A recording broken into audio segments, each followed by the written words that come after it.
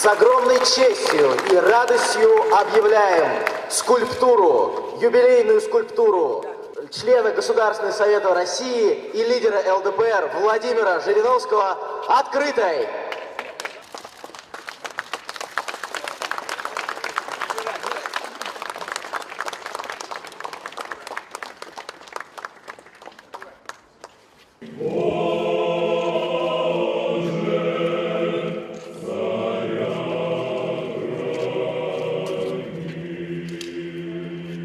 Я считаю, что получилось очень хорошо. Единственное, что, конечно, это плагиат с Дюкенуа. Был такой автор-скульптор, который еще в 17 веке поставил первую скульптуру такого типа. Ведь то, что мы видим в виде памятника Жириновского, это очередная вариация на тему «Писающий мальчик».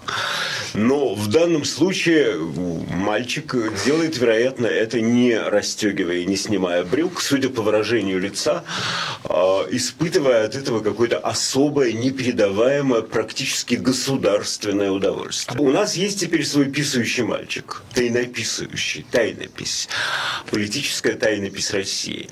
Я думаю, что это как раз то, над чем мы через уже 5 лет будем стыдливо смеяться.